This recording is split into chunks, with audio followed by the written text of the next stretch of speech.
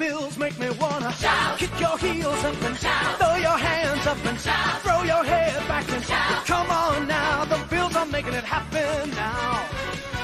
Stand up now, come on. Tune into Bank It with The Back Door, the place to hear great sports content and win money.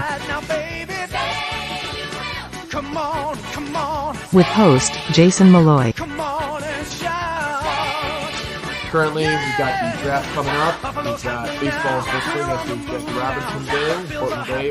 Every Saturday night at 9 p.m. Eastern.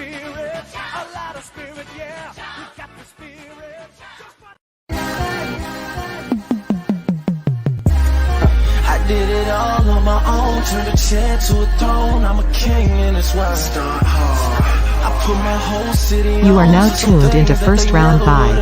If I did start hard, and every night is a premiere. If I ever disappear, best believe I'm coming back. Start hard. With your hosts, Justice General Radford, host of the Justice for All podcast. Jake Jordan, host of The Lowdown with Jake Jordan.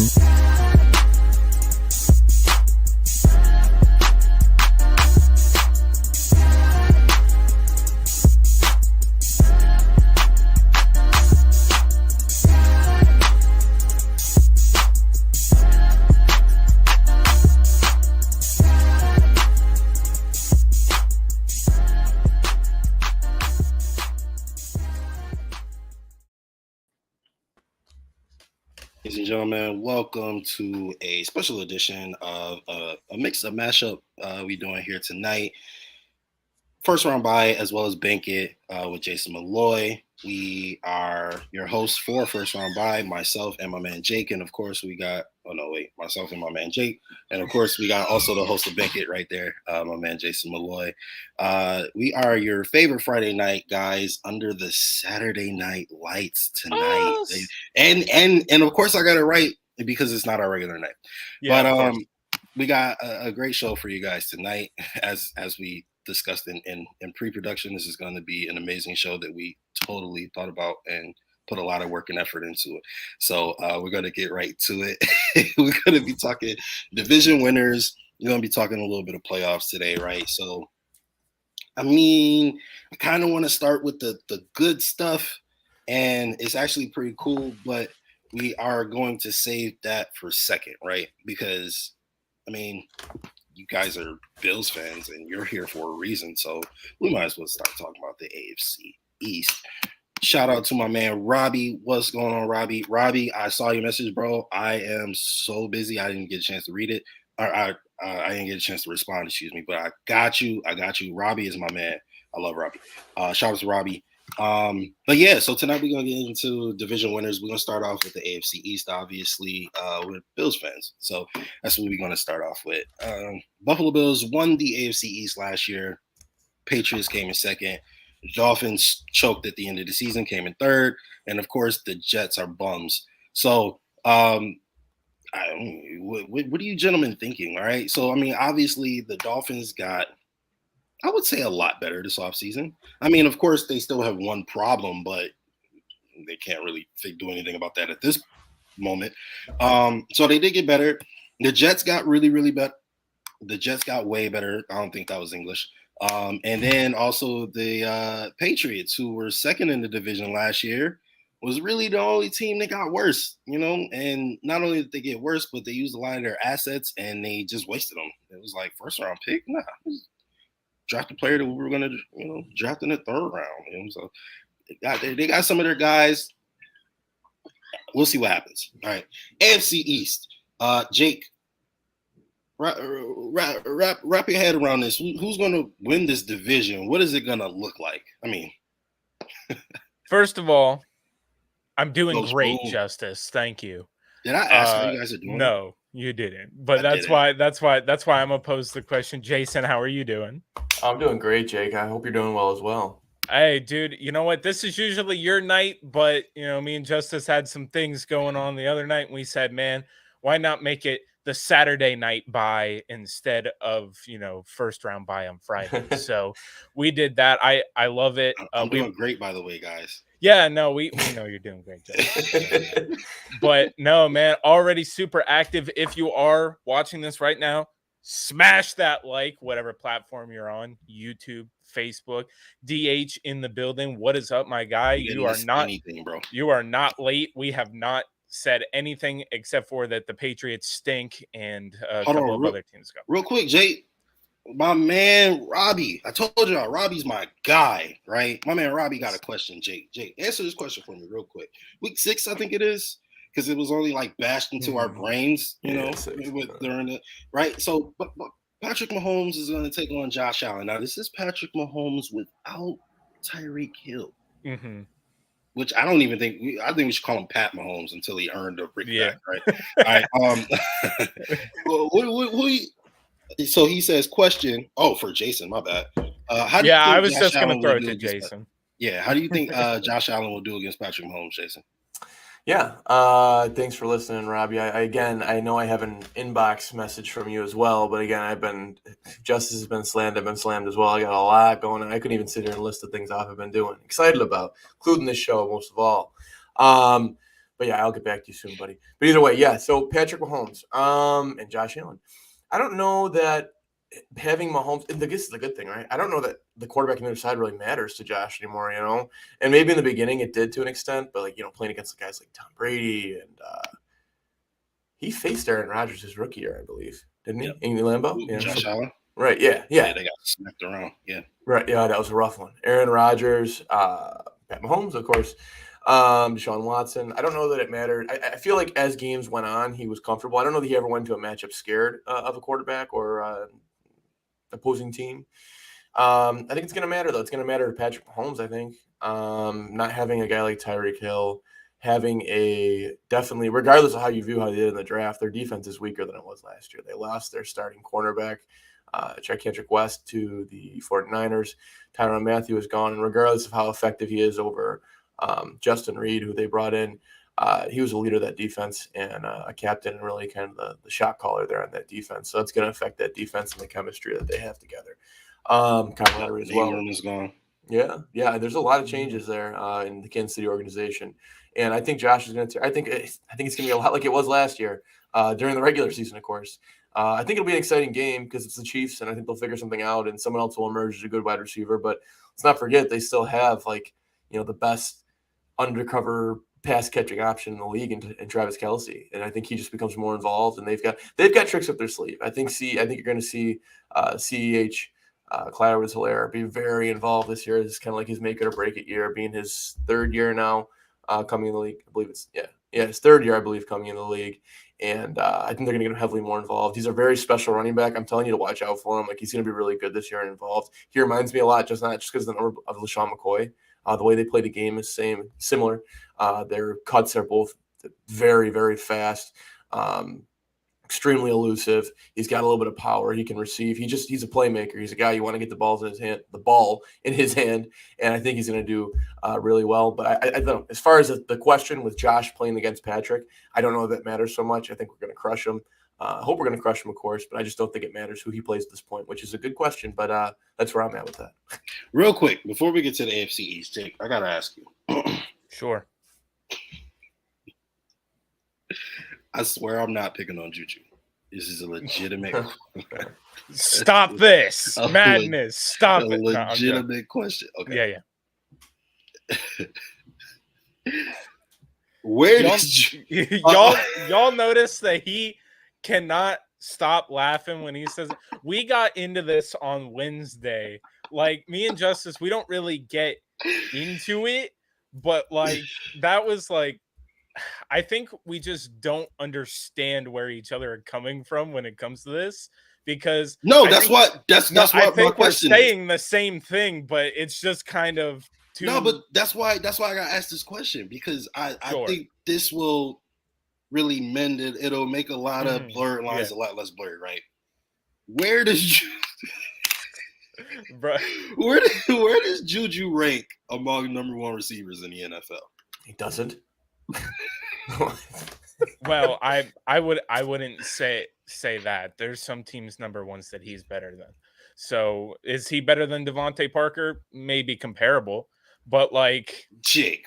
Yes. Jake, yes. come on. You don't think Juju's Yes, better than I Devontae do. Parker? I think that honestly, do I think he's better than Devontae Parker? Well, Devontae Parker's not number one receiver anymore. It's Tyreek Hill now.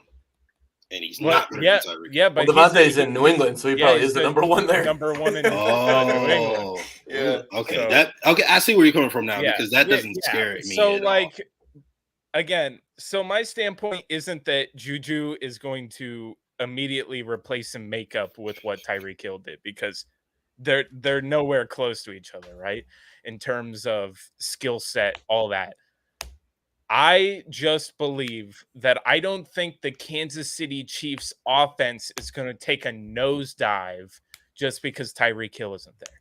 I think that with Juju and with MVS and Eric Bieniemy and Andy Reid, they're going to get them involved. They're going to be a decent offense still. I don't think they're going to go out and crap the bed and not be able to score any points. Like a lot of people think they're just going to go out there and lay down. Like I truly believe that the Kansas City Chiefs are still one of those teams that when you look at your schedule, you got to still be like, oh man. Like, see, but this is why I asked the question about Juju, because I don't disagree with you. And I don't want people to think that I think the Chiefs are just going to be like doggish this year, right? That's not necessarily what I'm saying. I'm saying when you put them and you compare them to the best teams in the league, they are no longer in the upper echelon because they lost their main weapon. Yeah, skill position wise, they are a worse team than they were last year. Yeah. So wise, they're a worse team.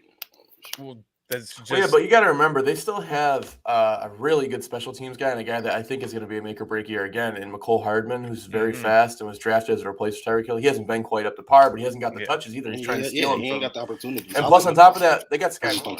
They got Sky Moore in the draft, so they're going to be creative with him.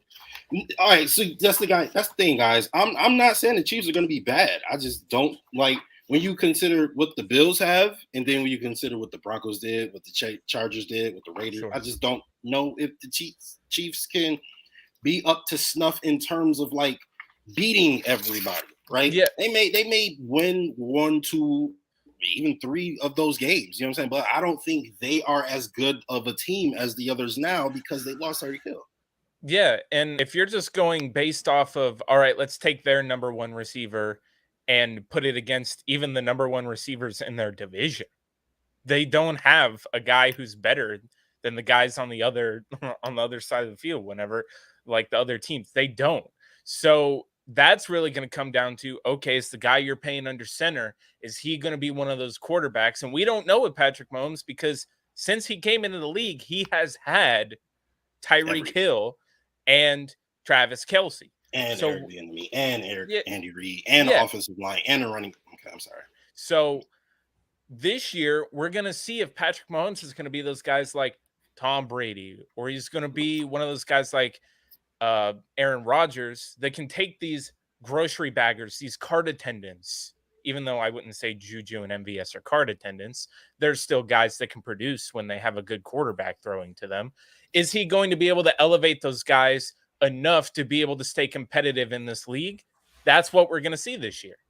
That's what we're going to see. Patrick Mahomes is that guy that when he doesn't have all the chips in his favor, is he going to be the one that puts them over the top? We're going to see that this year. I think we got Hall of Famer Jason Taylor in the comments section. Shout out to Hall of Famer Jason Taylor. Okay. Dolphins guy, but hey, we appreciate you in the chat, bro. Yeah. No, but seriously, before somebody went off track, Jake, and took us talking about the Chiefs and everything. But no, seriously, obviously I asked the question. I'm just joking. But AFC East. Let's get to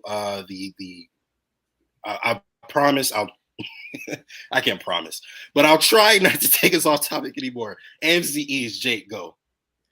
Okay, so if we're just going to, if you just want our 1 through 4, and why? Okay, 1 through 4 and why. 1, the Bills because of continuity, right? They're still going in. Not only they got the it's the continuity, and they got better. They got better from last year's team. The people that they brought in. which, I didn't expect this offseason. I knew we were probably going to lose some guys, but I didn't expect us to be as active as we were and bring in the type of guys that we did.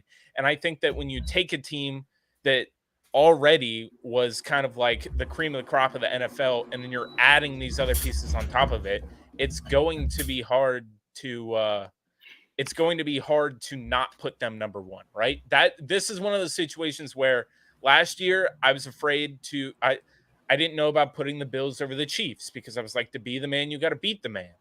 And that's what it's like for our division right now, is that none of them have truly showed that they have what it takes to consistently beat us. Or beat us at all. Really. Yeah, beat us at all, unless it's in 40-mile-an-hour winds. Exactly. Like, and Stephon Diggs drops a touchdown pass. Yeah. So there you go, DH. The Bills, and then there's a huge gap. Where you start getting closer is who's going to get in second place. And honestly, I don't think it's that close either. There's probably the Dolphins, outside of Tua, are a team that if they had anybody else behind center that was more respectable, or that we had a bigger sample size of something that we could look at and go, all right, that guy can do it, then, they'd be a team that you'd be looking at like, ooh, okay, that's kind of a nasty team.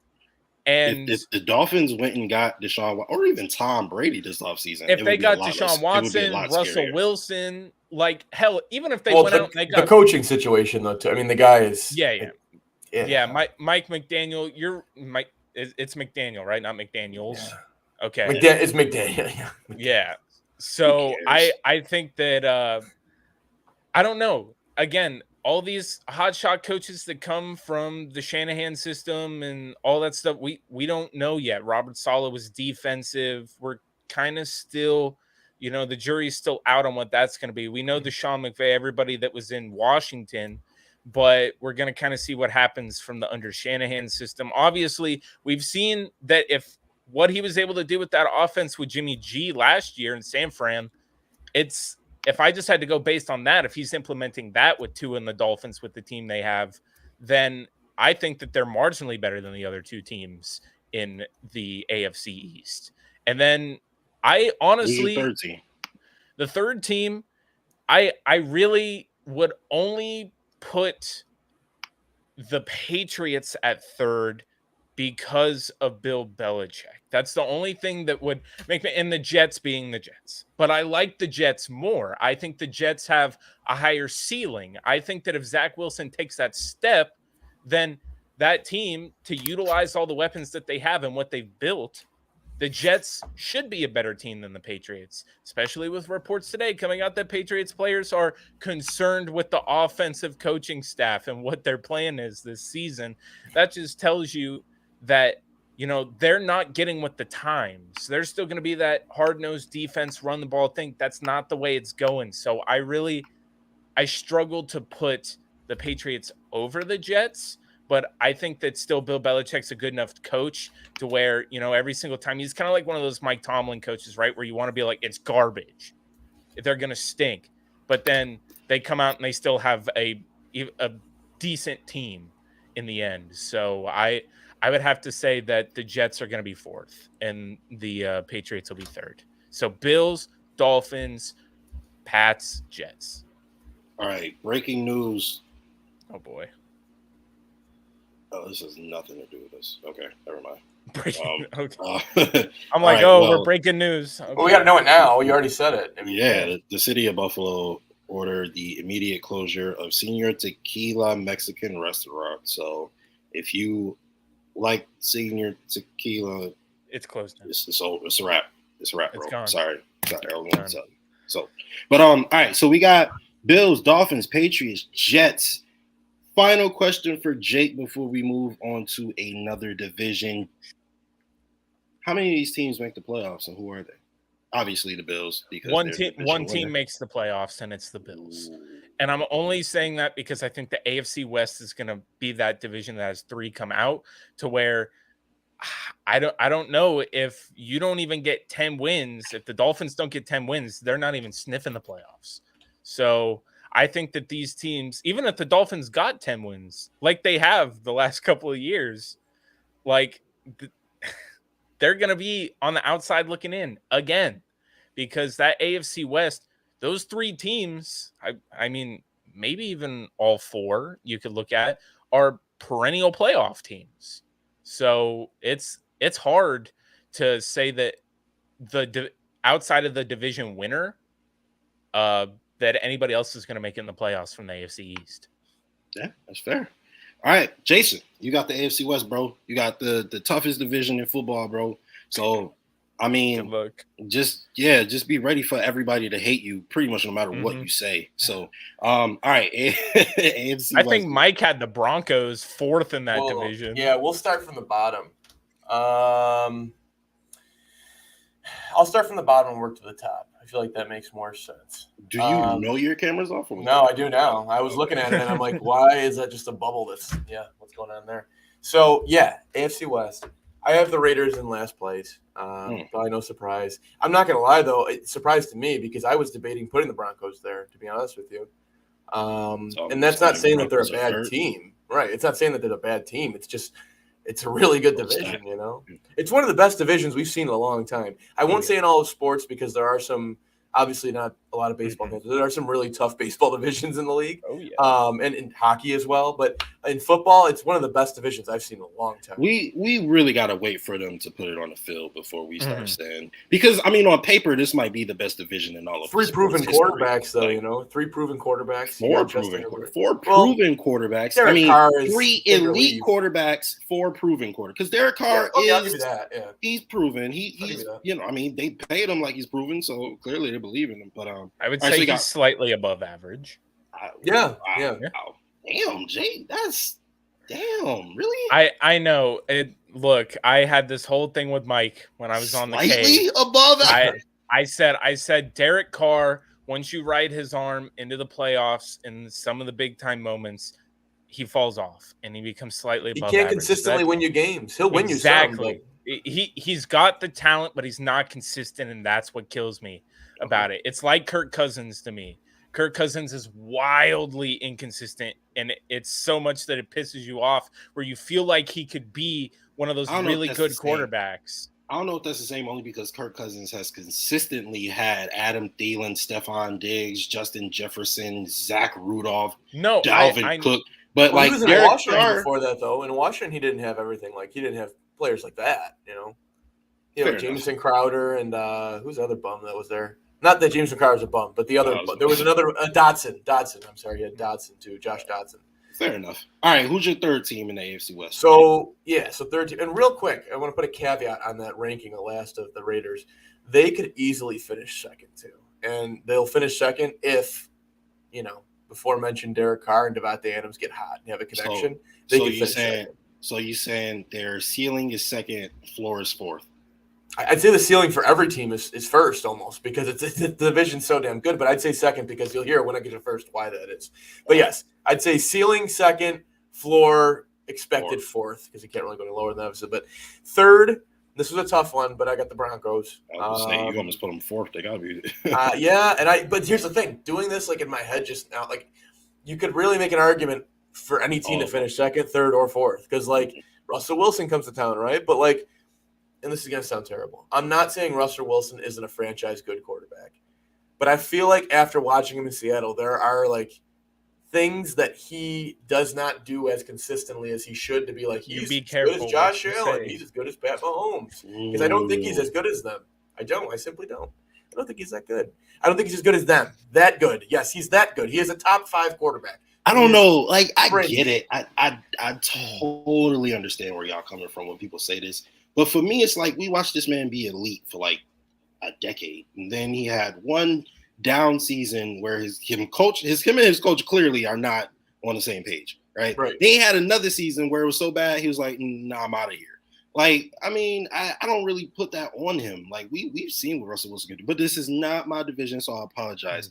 Continue, Jason. What's the Broncos' ceiling and floor? Broncos' ceiling, I would say, is their ceiling's first. That's what I'm saying. Like, their ceiling is first. Their floor is, I would say, again, fourth because of this division. First and fourth. I'd be surprised to see him finish fourth, but yes. They've got a full trio of weapons now, right, in there. They've got a really good wide receiving core. I can't wait to see who you pick for number one. I'm anxious. You should already know. Yeah. Shoot. All right. We'll move on to second here. All right. And I will first give you their ceiling and floor. Second is the Chargers. Their ceiling is first, and their floor is second. They have Justin Herbert, who is the third best quarterback. Floor is second. You said floor is second. Ceiling third is first. Floor is second. They got the third best quarterback in football. They got Justin Herbert. Okay. Justin Herbert is a maniac. He's a very good quarterback. He's proven everybody wrong. I've got Josh Allen number 1. I've got Patrick Mahomes number 2, and I've got Justin Herbert number 3. Some people would say maybe that's too early. I've seen him do amazing things there. He's got a great wide receiving core. Okay. He's got Mike Williams. He's got Keenan Allen. He's got a trio of tight ends. It seems like there's a different tight end, and they're catching a touchdown every week. Donald Parham being one of them. He's got Austin Eckler, and he's got some backup RBs as well. They will play at some point because that's just how it goes with Austin Eckler. And then that defense that could be a beast too. That's a very good team, high powered offense, high octane offense. And they've taken on the Chiefs before, and they play them close. That's the thing. Those teams play each other close. It'll be a fun division to watch because all those teams, regardless of how good or bad they're doing there, they play each other close. So, like I said, I've got ceiling 1, floor 2. Jason, right, can I ask you a question? Go ahead. Love Jake. Put your top 5 quarterbacks in the chat. Go ahead, Jake. So, what makes you put Justin Herbert over Aaron Rodgers? For real, that's why. Aaron Rodgers is not the player he used to be. His arm is not what it used to be, and I just feel like now watching him, and it's kind of similar to the Russell Wilson thing I was getting at, and that could have been recency bias, but I feel like I'll watch Aaron Rodgers miss throws, and they're just not mentioned on the broadcast. I saw a comment about this randomly on Twitter the other day. Aaron Rodgers seems to have taken a step back, and I think this year you will really see that because he really has been giving absolutely nothing to play with, which isn't his fault. But maybe it kind of is. He took a $50 million deal, but either way, yeah, I have him. I just think he's taking a step back. Okay, because when I was thinking about that, I was like, dude's just won back-to-back MVPs. And I had this conversation with Mike. What criteria do you use when judging quarterbacks? Do you use how much time do they have left of being at a high level? Do you look at the ceiling of what they still can be when you're doing that? So you're assuming that Justin Herbert has more in the tank, a higher ceiling than what Aaron Rodgers has right now? This year. Well, that would be this upcoming year. Yes. Last year, I mean, you can't really wait. You can win a Super Bowl. I think Aaron Rodgers could win the team could win a Super Bowl on the right team right now, obviously. But as far as being an MVP level, I think we're going to really see the digression this year because of the weapons that are not around him anymore. I really like Justin Herbert. I think he could be the hot on the scene Josh Allen type of breakout player this year, honestly. Not he did last year. And I'm glad you didn't give me an answer that was just because that's what I believe or something like that. No. I'm glad you actually gave me a logical answer. So thank for that. Also, Izzy down there in the comment section. What up, Izzy? Down there with Robbie and DH. Guys, everybody's in the building tonight. Make sure you smash the like. Absolutely. Smash that like. All right. Number 1 team for my man Jason in the AFC West, and I also need their floor and their ceiling. Yeah. So ceiling for the Kansas City Chiefs is 1, of course. Floor, I'll say 3. But yeah, 3 feels right. I just don't see them finishing below the Raiders. I don't see them finishing last. I mean, this team has won the AFC West for 8 consecutive years or something insane like that. They've got a great head coach, in my opinion, should be whatever the ballots work for the coaches. He's a first ballot Hall of Fame coach. He's a great coach. He's finally been rewarded with a Super Bowl over the last couple of years. They've got Patrick Mahomes. They've got 1B. We've got 1A. They've got 1B, in my opinion, at this point. Can you give me some water? They've got some really exciting players in that offense, regardless if they're proven or not. McCole Hardman is going to have a big role. Clyde Edwards-Helaire is an animal, and if he gets the chance this year, he's going to show us that. A two-way animal. He can catch, he can run. You can pass block a little bit too, which is cool. They've got a decent line. They got Creed Humphrey, the guy I wanted to be wearing blue and red, but he's not, unfortunately. They got Creed Humphrey. And they've got Nick Bolton kind of anchoring that defense in the linebacking core, and he's a very solid player who's going to be a household name by the end of this year, if he's not already in the near area. So I like the Chiefs to win. They're going to go to the playoffs. Thank you. We're going to play them in the playoffs, and I hope it takes place in Bill Stadium. And if it doesn't, I'd be pretty surprised at this point. I would be surprised if the Chiefs outperform that much and the Bills underperform that much. I'm not gonna lie. I'll be surprised if we play the Chiefs in the playoffs. But that's we'll save that conversation for a little bit later when we get into all that. All right, how many teams from this AFC West make the playoffs, Jason Malloy? 3. I've got 3. I've got the Chiefs. I've got the Chiefs win the division. I've got the Chargers as a wild card, and I've got the Broncos, and I'll put ... possibly the Raiders. They could get hot, right? They went last year, right? So, but I've got the top 3: the Chiefs, Chargers, and Broncos. All right, so we got 2 division winners, and we've already locked up 2 of the 3 wild card spots. We are going to go ahead and move into maybe the worst division in the AFC. AFC South. Jake, go ahead and take the AFC South. It's the Colts by a mile.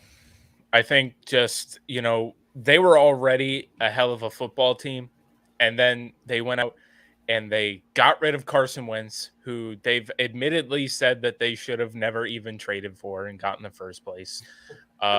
So then they go out and they get Matt Ryan, who, again, Matt Ryan, we brought it up a million times. Really, all that team needs is a proven game manager that's not going to put the team in holes by making big mistakes.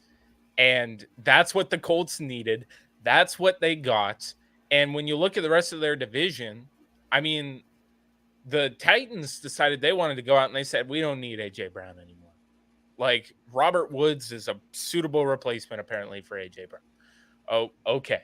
And then they went and they draft 2 tight ends, and we know what their recipe is going to be.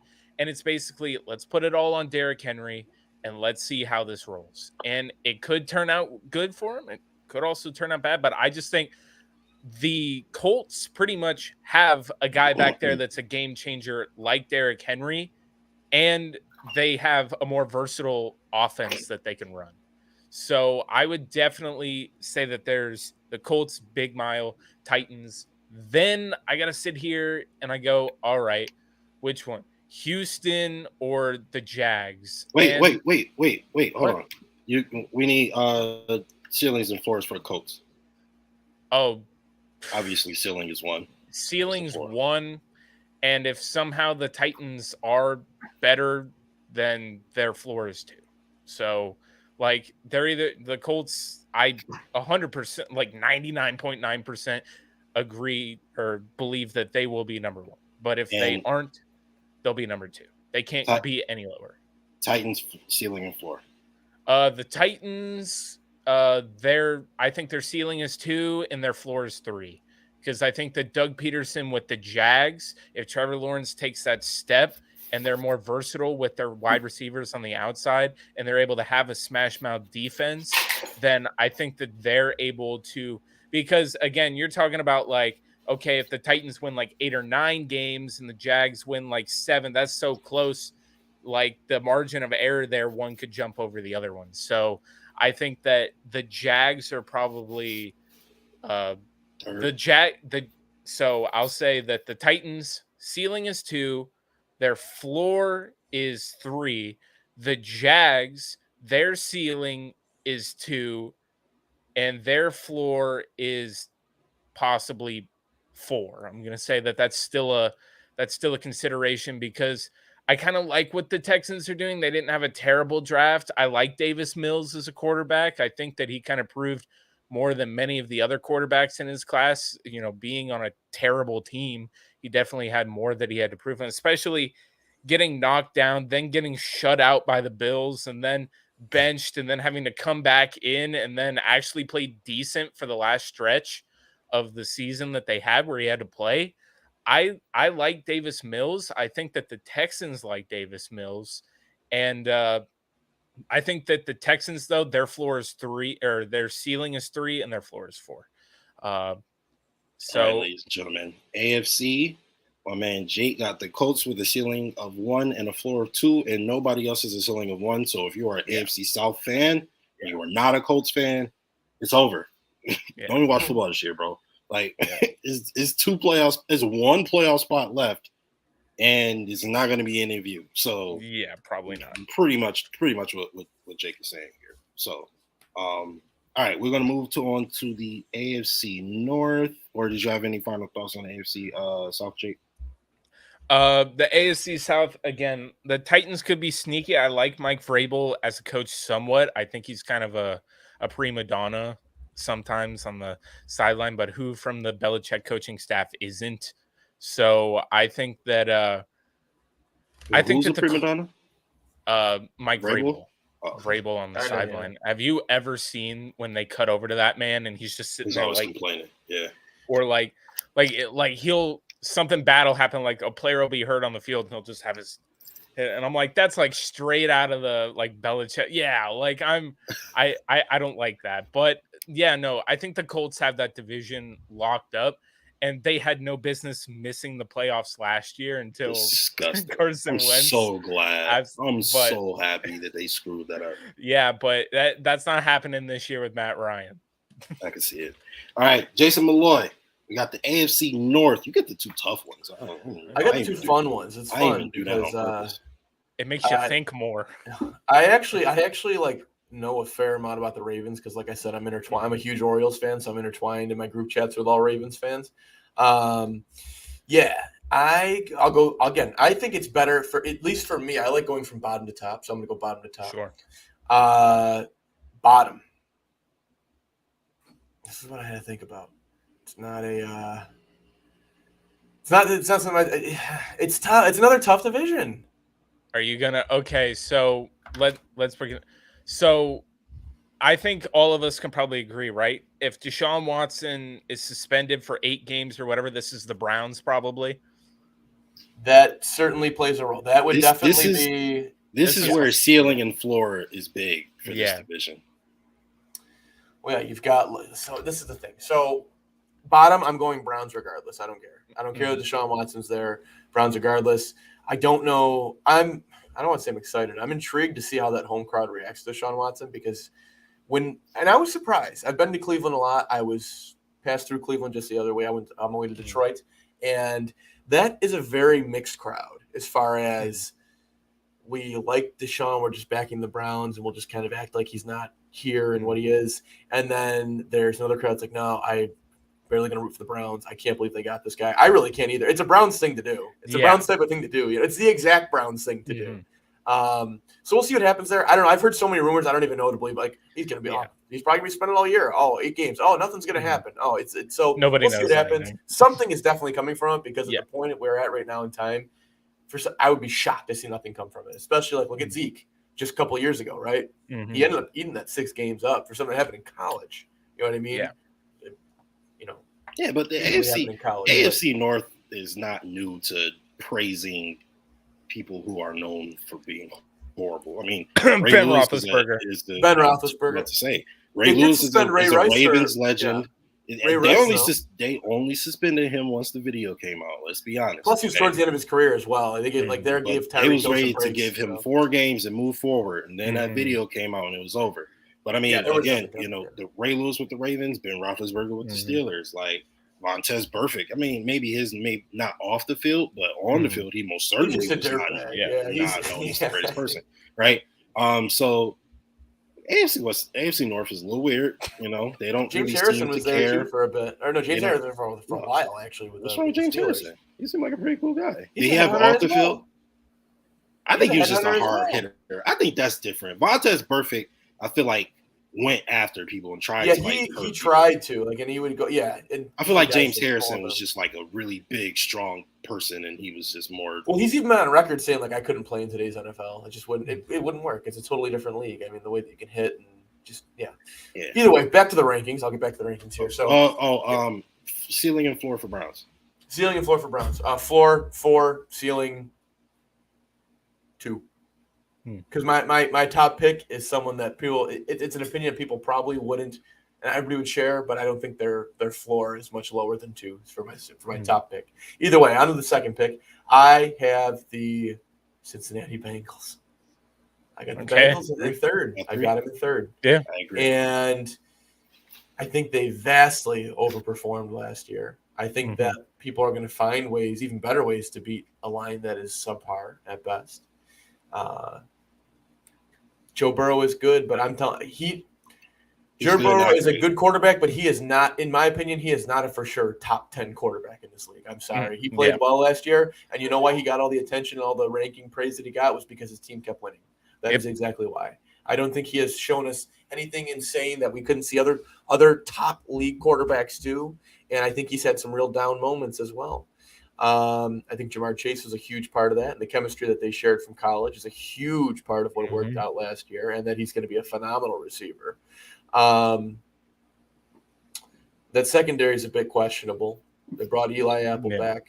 They must plan on him filling a starter's role, and as we've seen, he's burnt toast, both in the meme world and in real life, as far as getting torched by receivers that are even above average.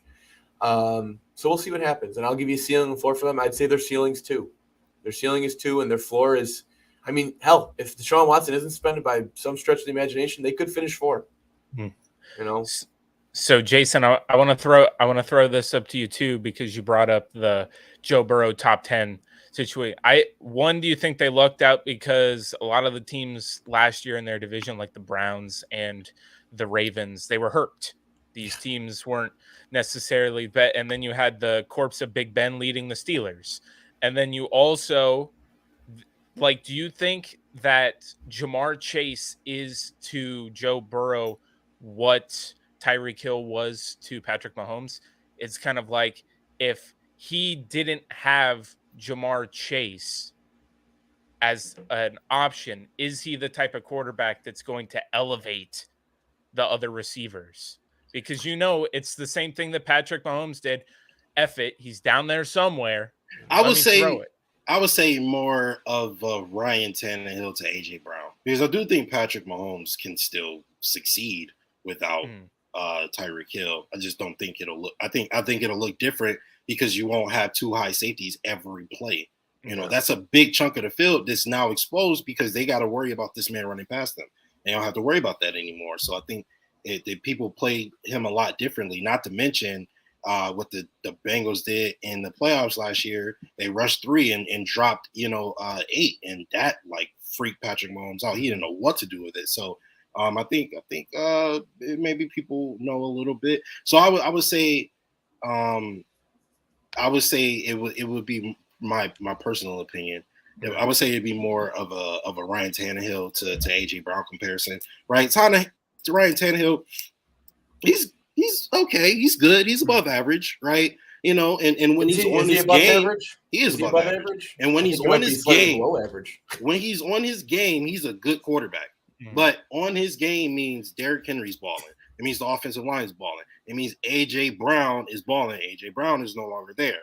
So I would say Joe Burrow is a good quarterback, and on his game, he may be even a little great, But again, if you can throw a slant pass to Jamar Chase and he take it 62 yards, then how great are you? Well, I think that to the original question Jake asked, I think that the relationship will be the same as Hill and Mahomes, except, and this might sound crazy, but we're going to see more production out of the Burrow and Chase relationship, I think, strictly because there's no vacuum on the end of the line named Travis Kelce who's sucking up all those targets.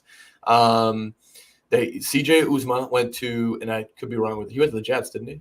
Yeah, he did. Yeah. Uzama went to the Jets, so I don't know exactly what they're planning on doing in the situation there. It's still kind of up in the air. But they've got T. Higgins, and who kind of got screwed. T. Higgins is going to be like that guy that when he gets his next contract, we're going to be like, where the hell did this guy come from? Because he's getting his targets taken away now, but he's actually a really good receiver. And they've still got Tyler Boyd. So he's a very good second option who is now probably, in my opinion, probably a third option there. But they've got that, and they got younger guys too. They still have Auden Tate, I believe, right? He's a solid fill-in guy, kind of like an Isaiah McKenzie type of role as far as what he's going to get target wise, maybe not performance wise or playbook wise or game plan wise, but what he'll get. So we'll see what happens there. I don't know. I think that Joe Burrow, even if he isn't great, we're not going to know because they have this amazing trio of young wide receivers for the next 3 or 4 years. So we'll never know until he's in a situation like you compared with Tannehill. Yeah. Tannehill has no AJ Brown now. Yeah, they got a young guy, but that's what he is. He's a young guy. So, he's not AJ Brown. So yeah, and I just wanted to finish your point. You brought up that you think teams are going to play them a little better in the line is suspect and things like that. We saw that all year. I think if anybody really wants to get a pure example of even what Jason's talking about is look at last year, the Bengals played the Jets, and the Jets defensive line was just absolutely eating Joe Burrow alive. The Jets ended up winning that game. Mm-hmm. So that's what you got to just look at is that this team with this offensive line, if you even go against a team that has an above average D line that's going to be going after Joe Burrow and that offense can score points, the Cincinnati Bengals are going to be struggling to just like blow people out like some of the other teams in the AFC can. And to an extent, Joe Burrow is like mobile to an extent, but again, he's not. And I think this is Not something that elusive. young Bills fans are going to like struggle with. They're like mobile quarterbacks because they're going to be like the bar is Allen. Oh, they're not mobile. Like I hear a lot of Bills fans say, "Oh, he's not a mobile quarterback. He's not." It's because they're used to watching Josh Allen now, and Josh Allen is like he is truly a one in a million. Like you're not going to see players like him that are like, "Oh, he can do this, he can do that, he can run around you, but he can run through you too." Like even Lamar, and I'll get to him later, obviously in the rankings here, but he's a different breed, truly. Would you say that he's more or less, to relate it to Bills fans? And today I was watching all of the NFL Channel classic Bills games they were playing. I would say that Joe Burrow's elusiveness and mobility is closer to what Ryan Fitzpatrick's. It's very similar. That's a very good example. Ryan Fitzpatrick was low key mobile. Yeah, is low key mobile. He's mobile. He's not a freak. He's not a freak. He's not super fast. He can escape and buy a little bit of time. Yeah, he can escape and buy a little bit of time. So, like Joe Burrow's not doing like what Allen does, like putting up 100 rushing yards. There's no way. That's no way. Isn't happening. Yeah, that's not. All right. So we are 47 minutes in, but we do have to get through the NFC and the playoffs. So let's try to speed it up a little bit more. Okay, we'll get these next two in real quick. So we'll do number 2 team and ceiling and floor. 2 ceiling and floor is Steelers. Ceiling is 2. Floor is 4. I'm going to say 4 because I mean it could go wrong, but with Mike Tomlin, I just see them finish. They're going to finish with a winning record. Yeah.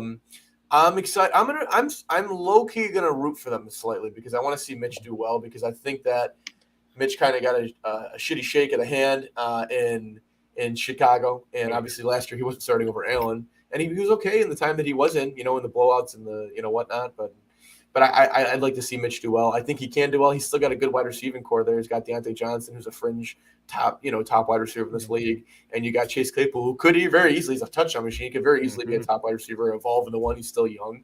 And they got Pat Freiermuth, who I love Pat Freiermuth. I love him. I think he could be amazing. So yeah, that's what I've got for them. Number 1, it's the Ravens. And I'm telling you, their ceiling is 1. And I think their floor is 1. I think people are sleeping on Lamar Jackson. I'm sorry. I used to be the guy that called him a running back and made fun of him and said they don't have a quarterback. Lamar can sling it, and he gets better, I think, year after year. He's got a very good arm.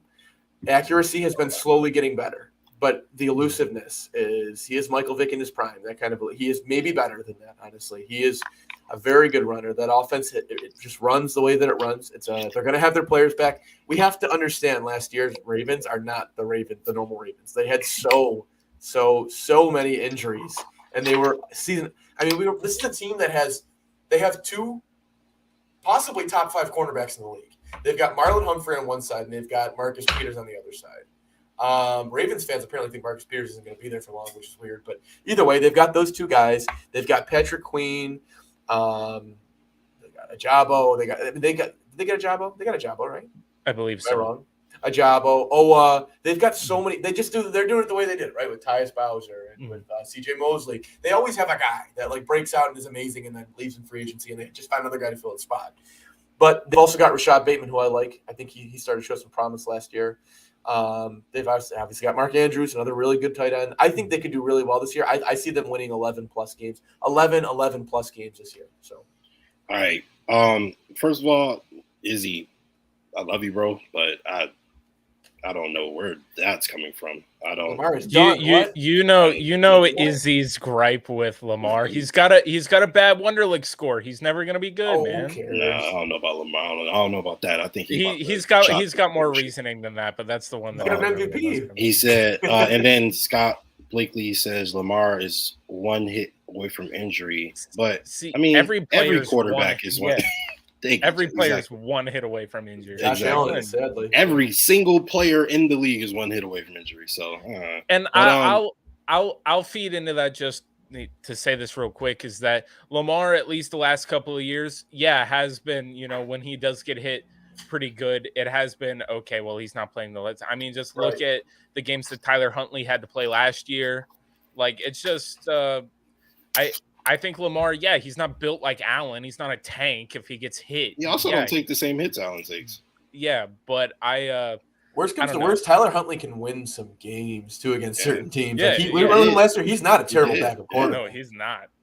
So, all right, how many teams out of the AFC North make playoffs, Jason? I've got 2. I've got them getting one of those. Well, let me double. We didn't take a wild card team from the South, right? No. No, they're not deserving. They're barely deserving of the division spot that they're getting. But, the Colts are all right. We'll see what happens with Matt Ryan. I like him. But either way, I've got 2. I've got the Ravens win the division, and they will be – this might sound kind of crazy. They will be the 2nd seed in the playoffs. Maybe that's not so crazy. They'll be the 2nd seed in the playoffs over the Chiefs. And I've got it's going to come down to Pittsburgh. It's going to depend on Deshaun Watson, regardless. 3 teams involved. The Bengals aren't making the playoffs, folks. I'm sorry. I'm saying it here. I'm saying it right now. They're not making the playoffs. So it's going to be either the Browns if no Deshaun Watson suspension, or it's going to be the Steelers. They're going to sneak in and get a wild card game, right? For the sake of what we just did, we're going to go with the Steelers since they're number 2. Go ahead, All right, NFC. We are going to start. Where do we start? AFC East. We're going to start with the NFC East. It's a good one. It's a good one. I'll take this one. There you go. All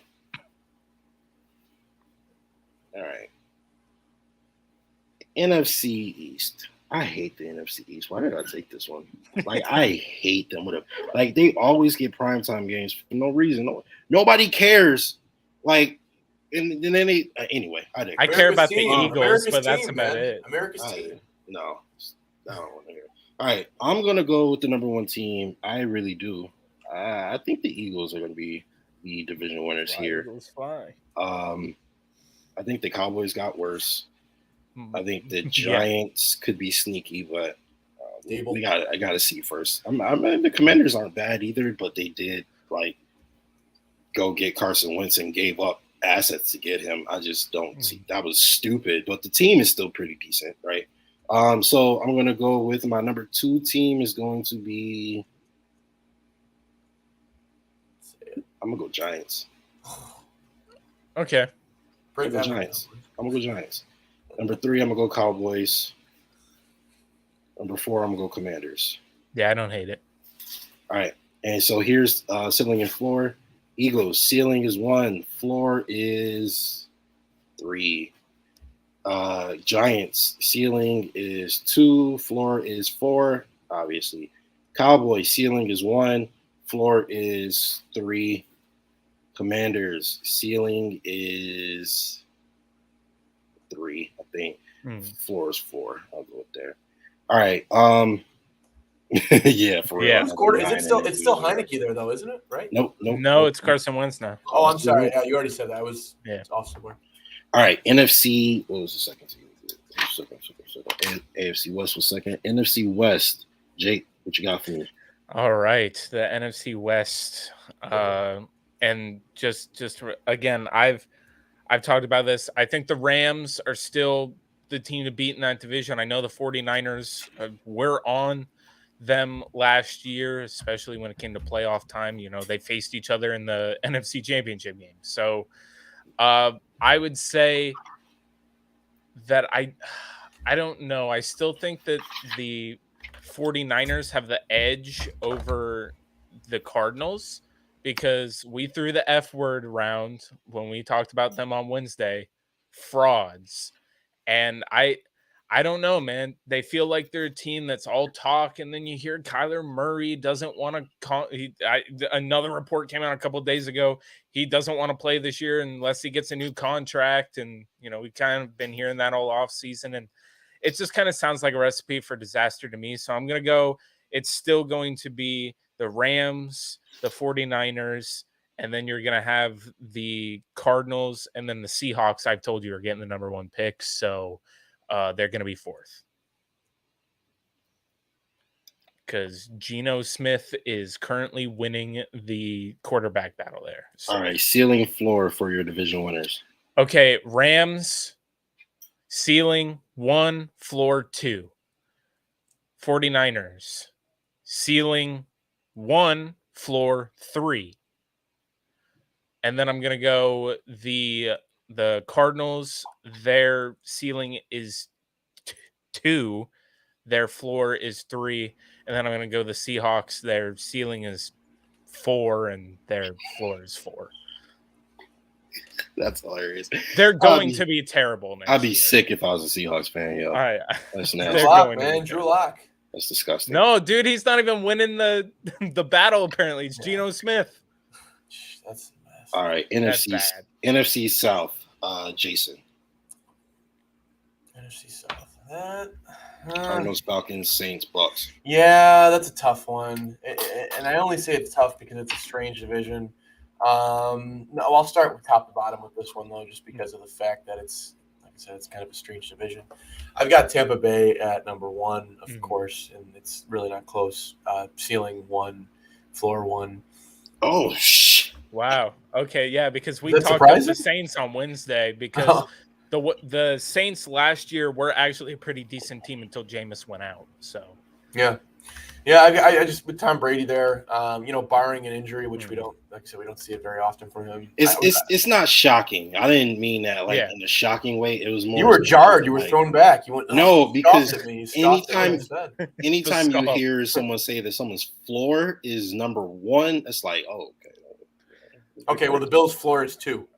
No, I don't think so. But there you go. You were thrown back by it, too. So it's like, no. I said, it's not shocking. I just, it takes you back to here first. All right, number 2 team. Number 2, I've got the Saints. I think they're going to be pretty good this year. I'd like to see what Michael Thomas does, only because I have him in a dynasty lineup, and I've been stashing him away for about a year to change now, hoping to flip him for something. So we'll see what happens. Okay. I just don't think you can't be that good and break records and then just be like, oh, he actually wasn't really that good. It was all Drew Brees. That's crazy to think. He's got hands. Is it so? All right, what do they call him? Slant boy? They called him because Slant boy. Yeah. That's a mess. But yeah, they've got him, and they got a couple additions there too this year, right? At wide receiver, I believe. Somebody. Either way. They got Jarvis Landry. Jarvis. I'd say they got Jarvis. I thought they got Jarvis, and they drafted Chris Olave. Michael Thomas feels like the Kirk Cousins of quarterbacks to me. What's up? Michael Thomas feels like the Kirk Cousins of quarterbacks to me. Like, didn't Michael Thomas break the most receptions in a single season? He'll put the numbers up, and then Kirk the Cousins production wide will receivers. be there. I don't know. Maybe I said it backwards. But that's what I meant. Yeah. Well, there was no one there with him, though. You know what I mean? I mean, when it was just him as a weapon, Kamara, of course, but like in the wide receiver trio, who else was there besides Michael Thomas? No, I'm just saying I don't think he's that good. I mean, I think he, got a high volume, and he got, the most accurate quarterback of all time to throw the football to him accurately, and he caught the ball like a wide receiver is supposed to do. I just don't think he is like top 10 or anything like that, but I could anyway. Number 3. Oh wait, ceiling floor for Saints. Ceiling floor, yeah. So ceiling I've got at 2, and only because I can't give a ceiling floor for the Bucks and say that, you know what I mean? So ceiling I've got 2, and floor I've got 3. All right, number 3 team. Number 3 team. This is a tough one. I want to go with, and this is kind of crazy, I want to go with the Panthers.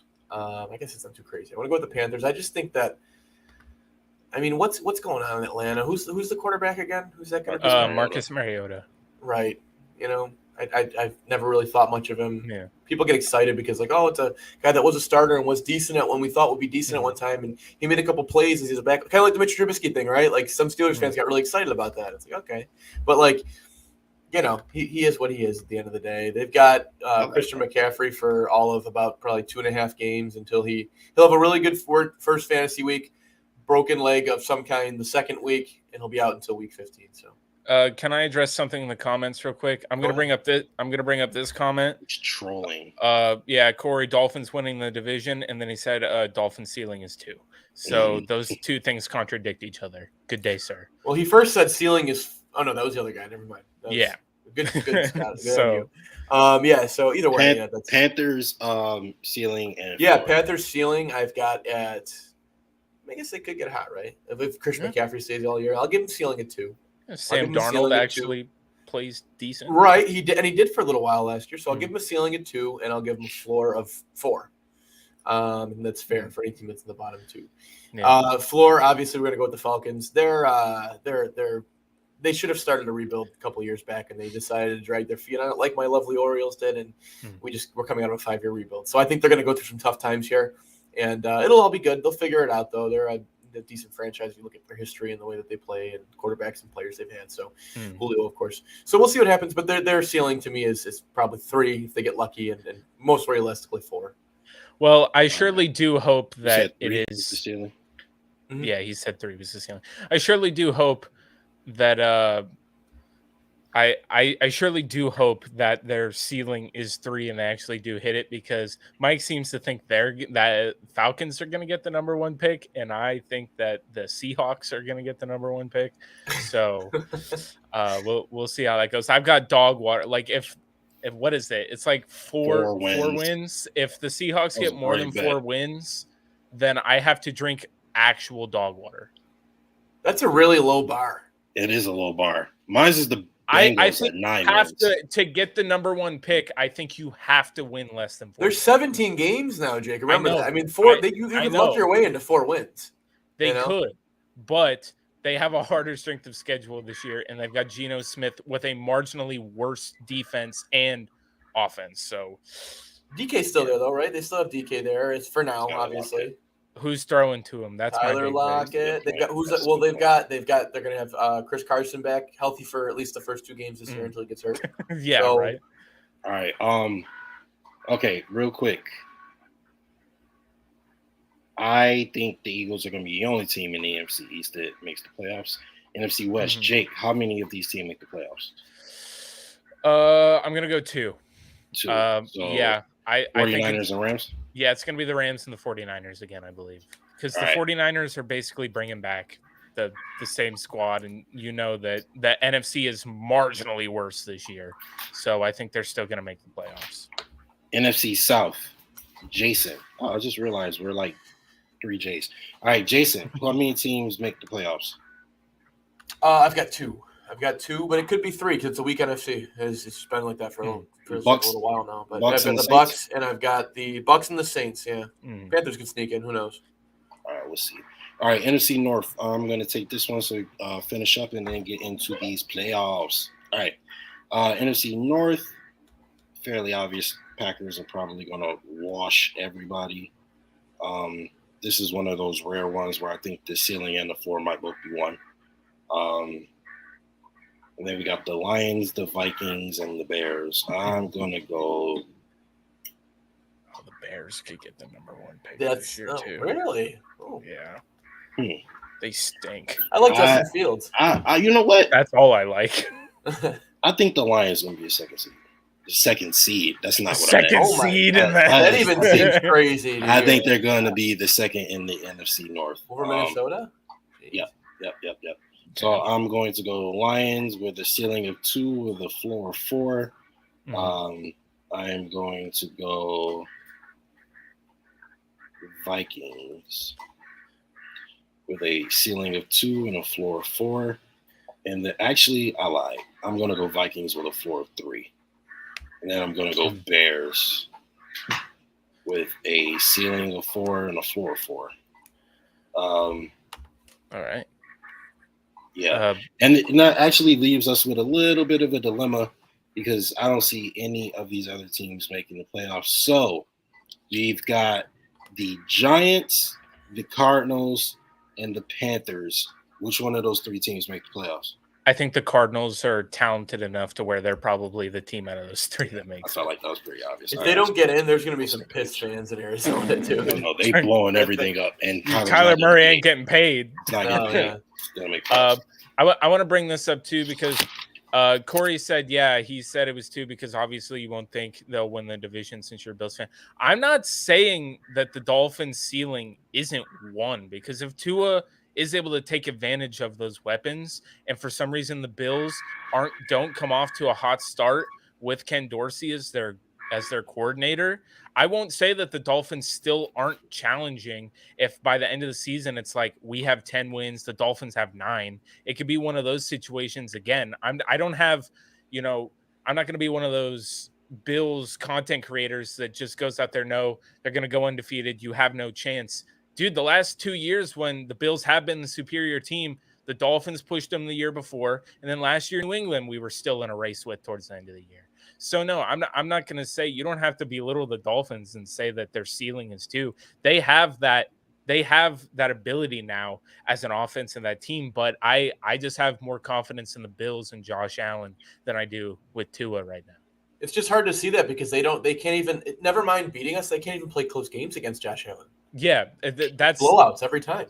That's the thing. I just feel that the Dolphins, they do have that ceiling if the Bills do falter, but it's just like if I had to put money on it, I would say that the Dolphins finish second. That's it. Yeah, that's fair.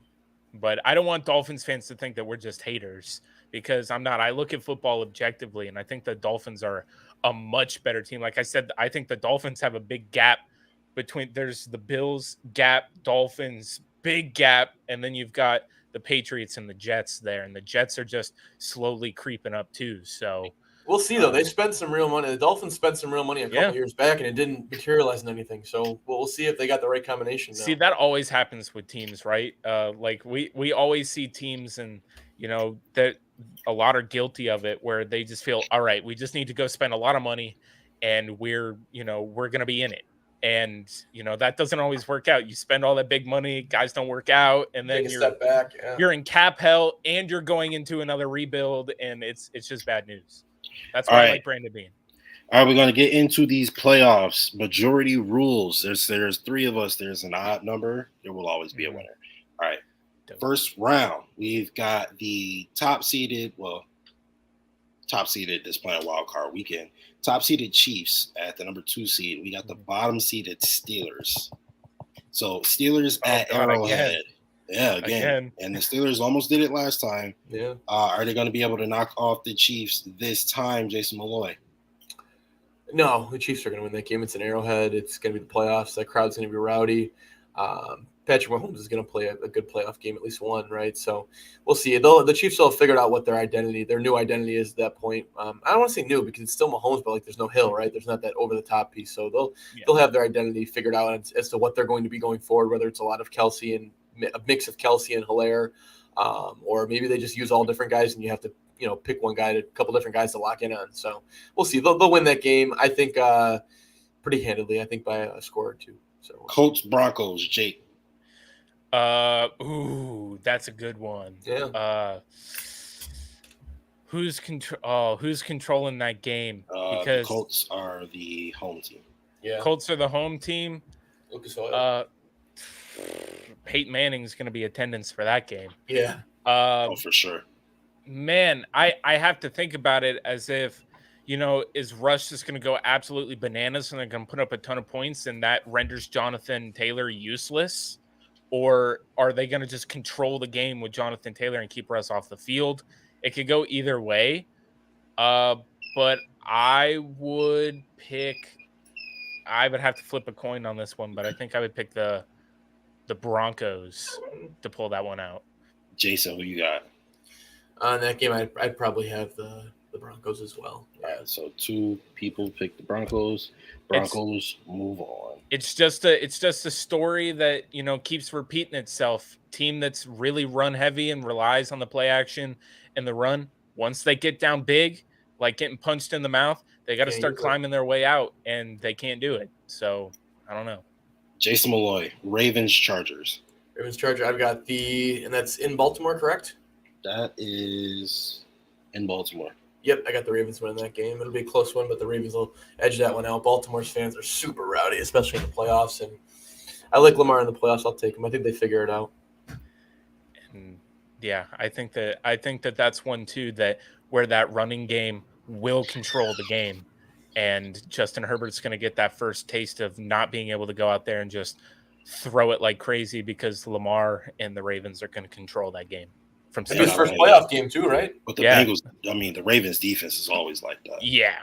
So yeah, I definitely, that would be his first playoff game. So we're going Ravens here. Yep. yeah, I would go Ravens. All right, second round of the AFC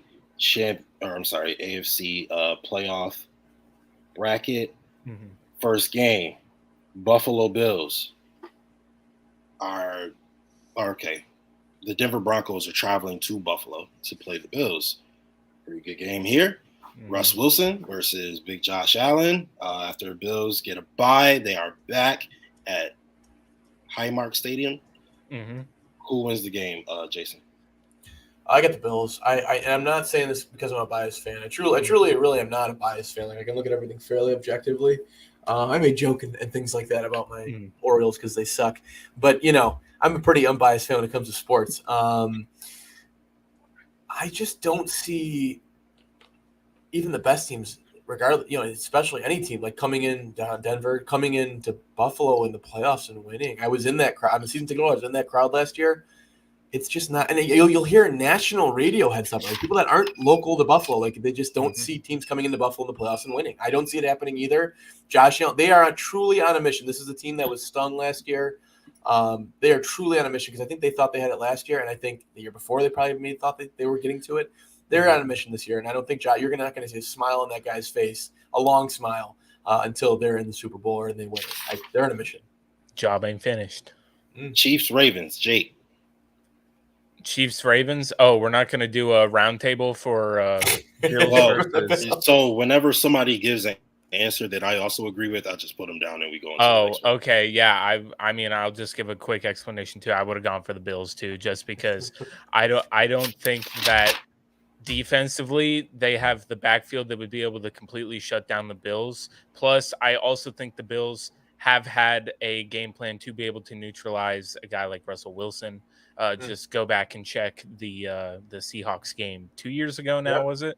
Yep. So, yeah, I would definitely go Bills on that one. Even though they could probably go toe-to-toe offensively with the weapons that they have, I think the Bills' defense clamps down and gets to Russell Wilson and makes his life a living hell. All right, Ravens-Chiefs. This is a rematch, man. Every single time the Ravens and Chiefs go at each other, it seems to be a really good game. I'm going to go. Where is this game, Justus? Is this in Baltimore or is this in Kansas City? This is. I would have had them at Arrowhead the way I made it. Oh wow. Okay, at Arrowhead, I think the Chiefs pull this one out. I think it's just that championship pedigree that's there. Every single time they do play the Ravens, I'm pretty sure they come out on top. I'd have to see the record there. Yeah, they do. Yeah, they know how to play Lamar Jackson. It's not like they have got egregiously better on offense on Baltimore's side. So I would say that the Chiefs by that point are going full steam, and they know kind of what their identity is, and they're able to put Baltimore away in the divisional. All right. Jason, Chiefs, Ravens. I think we got our first disagreement here because I have, given that they're healthy, given that all teams are fully healthy, it's the preseason, we don't know what the injuries are. I'm sorry, it's Marcus Peters' revenge game. You've got Marcus Peters and you've got Marlon Humphrey locking down players who are not up there standing up to the level, meaning that you could have safeties roam around and double cover, and you can bracket Kelsey, right? And you have dominant pass rushers, that you have guys that are going to be developing into dominant pass rushers who can shut down, penetrate the line, and get the Hilaire and get the Mahomes. So I just see him struggling with that defense all game, and I see the running game being able to beat up on the Chiefs, and then sprinkle in a little bit of Mark Andrews, a little bit of more developed Rashad Bateman at that point, and Lamar's legs. I think that the Ravens would squeak that one out, and it'll be a really close game. Yeah, I don't hate that. Yeah, the reason I didn't move on was because I actually have the Ravens as well. There you go.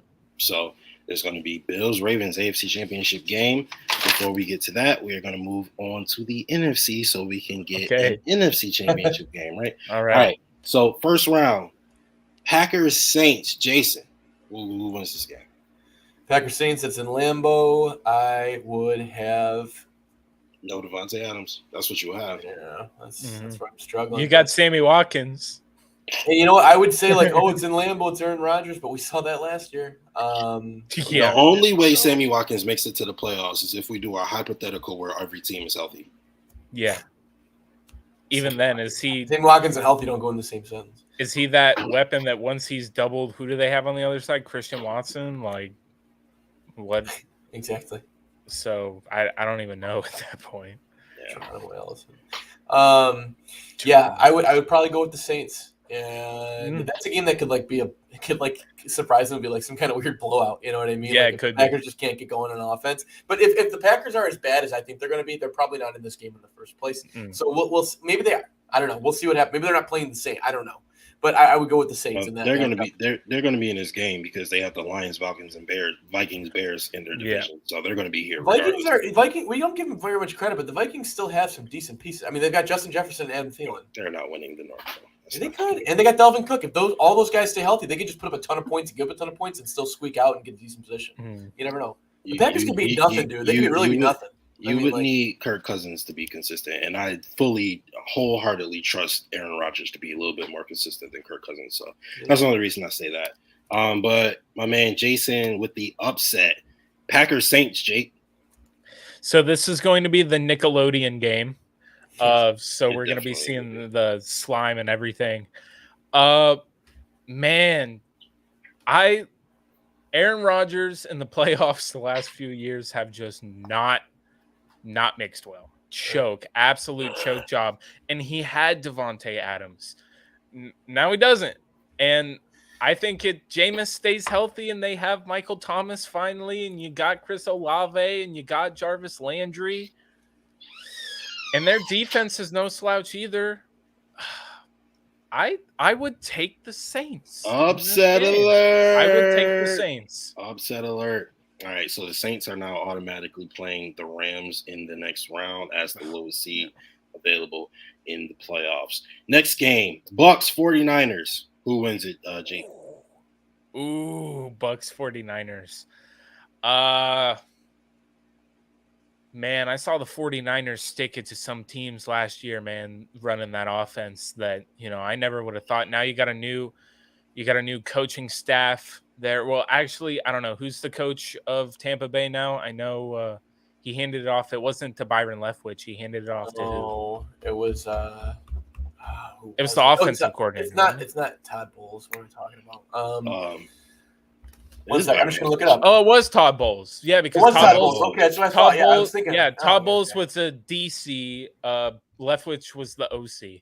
So I think the OC is Tom Brady, but yeah, yeah. I don't know, man. In that game, I'm not betting against Tom Brady. I think Tom Brady pulls that one out over Jimmy G. If Jimmy G is still the quarterback in that. I think it's got to be Trey Lance at that point. You would think so. But I don't know what to believe. I like Trey Lance a lot, though. Even so, I still like him. I like Trey Lance, but maybe there's smoke screens. But apparently, maybe the 49ers don't like Trey Lance as much. I don't know. All right. Jason, Bucks 49ers. Bucks 49ers, and that's in Tampa. I'm not going against Tom. Yeah. They got that one. Damn it. All right, wow. Yeah, you wanted us to take. You were taking the 49ers. Justus, you want Tom to go all the way so we can beat him in the Super Bowl. Yeah, I do, but I got to be objective here. It's like the one guy I don't want to play in the Super Bowl. It's the one team I don't want to play. If they run into the 49ers, I really do think the 49ers. This is all this is based on the current rosters being the rosters. So this means Deebo Samuel is there. Okay, so that's why I would go with the 49ers there, but. Majority rules, and you guys went with the Bucks, so the Bucks move on to the next round. Eagles Cardinals. Good game. I ain't gonna lie, it's a pretty good game. In Philly, it's in Philly too. This is in Philly. Jake, the batteries are flying. Oh yeah. Who's gonna win this game? I think it's the Eagles. I like how they've actually built their team and went out and were aggressive. And they can really control the game with Jalen Hurts. If you watch them last year, it's basically feels like if they run the ball consistently, keep Kyler Murray off the field, who knows what that team looks like at that point in the season. Maybe everybody's heard JJ Watt's hurt again. Like DeAndre Hopkins doesn't have the Beaver tranquilizer anymore. Like it could absolutely be disgusting. So I would go with the Eagles. I believe in the Eagles defense. Going to getting Jordan Davis, putting him next to Fletcher Cox. Like they're going to be getting after people. I know that Kyler Murray can run, but he doesn't have Christian Kirk anymore. Chase Edmonds is gone. You know, that offense has gotten marginally worse. The defense is kind of old. I would go with the Eagles right now because I feel like that, you know, their defense is going to be hard-nosed, and they've got some offensive weapons too. So if Jalen Hurts does take a little bit of a step as a passer, that they're going to be a good team next year. Jason. Yeah, I'm not gonna lie. Like I said, I like the Bucks to kind of be the royalty. The Bucks and the Rams be the royalty of the conference. But I think the Eagles, with the additions and the changes they've made, I could see them finishing like top two. Honestly, like They could. They've got AJ Brown and Devontae. Who will win between the Eagles? It's the Eagles. Eagles, yeah. Excuse me. That wide receiver core is gonna be nasty, dude. Frauds. Nasty. I was gonna say Cardinals in that game. And the only reason I was gonna say that, I just trust Kyler Murray more than I trust Jalen Hurts right now. Sure. So Jalen Hurts will have to show me. Obviously, if Jalen Hurts plays up to snuff to the point where he's winning the division and hosting a playoff game, he must be pretty decent. And if this game came to fruition in real life, I probably might go with the Cardinals. But as of right now, I just trust Kyler Murray a little bit more. All right, second round of the playoffs. We have the Rams versus the Saints. Jason Malloy, who goes to the NFC Championship game? I got the Rams in that one. Rams are going to take that one. The Saints, like I said, the Saints. This will be their step forward year, like kind of like our year. Yeah, similar. No, I wouldn't say similar to our year record wise, because we did really well in the COVID year, but similar to like the Texans year, right? When we like broke the mold, kind of finally like made it with our new rebuilt team, the new first playoff with our rebuilt team, and I could see them. Fighting, but I think the Rams will come out on top, and it'll be pretty handedly too. They'll be ready for the championship and whatnot. So, okay, all right. Jake, do you? Well, actually, no, I agree. So, yeah, Jake, I was about to say Bucks, I agree. Eagles, Bucks, Eagles, Jake. Bucks, Eagles. This could be a close game. Yeah. I don't think that this is a game that I've seen Tom Brady and the Bucks at the year that they won the Super Bowl have to go toe-to-toe with Taylor Heineke and the Washington Commanders. So I think that this is a close game. If I'm a bet man, I'm taking Tom Brady. I believe in the Eagles, but I'll take Tom Brady in this. Actually, no, if we're going based off current rosters too, well, yeah, they don't have Gronkowski right now, but I've told you I think they'll have Gronk by the time the season starts. And even if they don't, OJ Howard's not there anymore, but they still got Cameron Brate. So, yeah, I'll still go with the Bucks at this point because they've got Mike Evans and Chris Godwin still. So, Tyler Johnson's a young guy who could step up this year. Leonard All Fournette. Right. So we got a Rams Bucks NFC Championship game, and now we get to the meat and potatoes championship weekend. All right. The Baltimore Ravens are back in Buffalo in the postseason. All right. Spitting everywhere. Okay. No, but last time the Ravens played in Buffalo, Lamar got a concussion. Both offenses were putrid. It was windy. It was cold. Disgusting. Josh Allen scored a touchdown, and Lamar Jackson drove down the field, damn near did the same thing, but it was not meant to be, as Teron Johnson took it back 101 yards to the end zone in a franchise-altering play, as a lot of people like to put it. Sure. And I think that's really dope. And the Ravens lose. They go home. And the Buffalo Bills move on to the AFC Championship game, and they lose to the Chiefs there. But this here, ladies and gentlemen, is the AFC Championship game. Bills-Ravens. Jason, who you got? Bills-Ravens. I've got the Bills winning that game, and I think it'll actually be closer than we think, though. I think it could end up being a fairly close game. I think the Bills will win by a touchdown. I think by the time we get to the 2-minute drill, it's just kind of it's not going to be like 13 seconds. We'll have an extra score, so it'll be, the Ravens will drive back and it'll finish up close, but it'll be a good game. But I think we'll end up coming out on top. I think our defense is really going to be in swing at that point. Trey White should be fairly close back to what we should be expecting. They say give him the first year, but I think by that time you're in the late part of the playoffs. I think he starts really getting back to his old self. And then we've got our new exciting rookie cornerback out of Florida. So I'm excited to see what he can do. And we got Jordan Poyer. They're going to lock down for the play. These guys want a Super Bowl. I mean, I'm not just saying that to give things that are like, oh, they're not tangible. They want a Super Bowl. They're on a mission. It's not done, not finished yet. But, that's really what it is in that building. In that building, you can sense it in everything that they do. Every public event or every public speaking they have, you can sense it. So I have them winning. I have Josh Allen on a mission, dominating, continuing what he did last playoffs, and really tearing down. The secondary is going to be good, but they're going to figure out a way to win. And whether it's going to be a lot of Devin Singletary and James Cook or Josh Allen on the ground, we can see some classic Josh Allen, a lot of running and maybe a little bit less passing, but touchdowns nonetheless. Jake, tell us why you think the Bills are going to win. Okay, well, I already know that, we are a Bills show, but I will actually give you a reason why I think the Bills win. I'm not going to say just the Bills win. Look, 2 years ago, we played the Baltimore Ravens during the regular season, and we shut them down. And that was able to, or was that 2 years ago? You're thinking we lost to them a couple years ago in the regular season. Yeah, we lost to them in the regular season. Did we? Because I remember that Tennessee came out and said that we gave them the blueprint to beat. Because we did. We slowed Lamar down better than anybody else had. But they did squeak out the win because I remember he made. So they squeak out the win in that game. We gave that blueprint, which our run defense that year was actually good, and then the next year horrible. No, our run defense has been bad for the last 2 seasons. So, but the thing was exactly. But that's the thing. You're right, because people were like, "Oh, the Bills' run defense is garbage." The Ravens held Lamar to 30 to about 35 yards. That's what I'm saying. Yeah. Then Lamar, they won the game and they ran and they did enough to win the game, but they didn't go off the way they go off. It was one long touchdown. I was at that game. It was a one long touchdown. And he threw a couple touchdown passes. Yeah. So when they game plan for stopping the run, they can. Look at this last playoffs too. Oh, Buffalo's run defense is garbage. Okay, we get New England in the first round of the playoffs. Oh, they're going to run all over Buffalo. No, they didn't. No, they really didn't. And when they did run, it's because the Bills, even when they had lesser talent to be able to stop the run, they could still game plan and stop it if they fully committed to it. This year, they got Daquan Jones, a true one tech.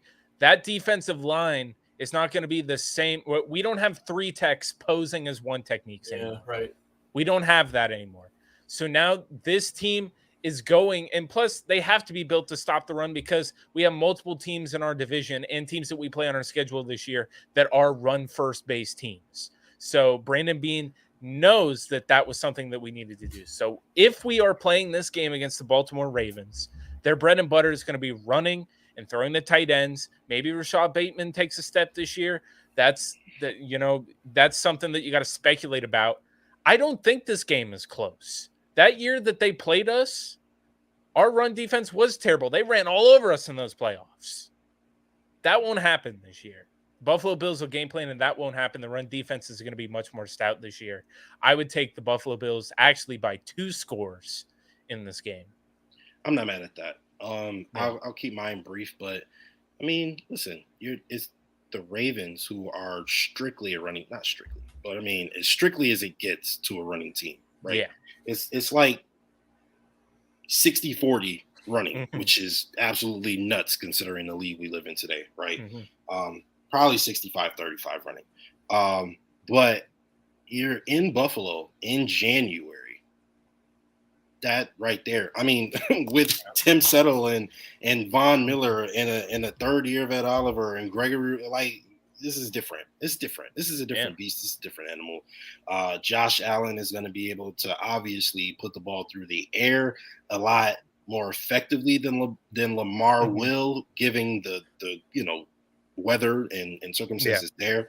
So I just think that the Bills are going to be better equipped to win this game at Highmark and at this point during the season at this time, and what we presume will probably be cold, windy, snowy weather. So I also have the Buffalo Bills going to the Super Bowl. So now we have to decide who they're going to be playing. All right. We got the Rams and the Bucks. So this could go one of two ways. All right. This is going to either be a week 1 rematch between the Buffalo Bills and the Los Angeles Rams. Von Miller gets to play in 2 Super Bowls in a row, hopefully win 2 Super Bowls in a row. Or the Buffalo Bills get an opportunity at revenge versus the man that pretty much was the boogeyman to all of us. We're all kids. I'm saying we grew up during the drought. We were all kids. Tom Brady was essentially the boogeyman to us, right?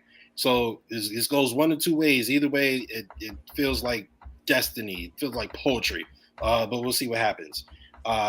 Jason, Bucks or Rams? I've got the Bucks winning that game. I think Brady's on a mission as well. He wants to get that last Super Bowl, but that team is just really good. I think last year was kind of strange the way it ended. I really do like the Bucks. I think they're going to do very well. They've got all the pieces still there, and like I said, Todd Bowles can pretty much. I think he obviously game plans and picks out things for the offense, but I think the offensive coordinator there is really Tom Brady getting an early start to his future coaching career possibly, and he's just going to worry about the defense. Let's be real. Todd Bowles is a good defensive coordinator. He really has pretty much been his entire career. He's always been really good with defense. Even with the Jets, when they were terrible, he always had a decent defense. The defense was always nice. So I can see them putting some things together and being really – they got some really good young players in the defense as well, and some good vets, of course. But they've got Godwin, and they've got Evans, and they've got Leonard Fournette. And, they get the weapons there. Tom Brady's going to get it done. They'll win that game. It'll be a close game. It'll be a good game. I think it'll be hosted in Tampa. I'm not sure. It sounded like you had in LA, but I think it'll be in Tampa. We have the Rams as the number 1 seed in here. Right. So I would say that the Tampa Bay Bucks are going to win that game, and it'll be a close game, but although the Bucks. To your point, Jason, the NFC North is a lot easier than the NFC West, so it could very well be the Bucks are hosting here. That was my thinking as well. That changes the entire bracket, so we're not going to do that. Right. Jake, Rams, Bucks. Who you got? I'm going to take the Bucks here as well. Wow. Again, and it's not just because you're really going to bet against the Super Bowl. Yeah, well, no, it's not even just that, because I like narratives, right? I would love another shot at Tom Brady and all that, but I truly think they lose Von Miller.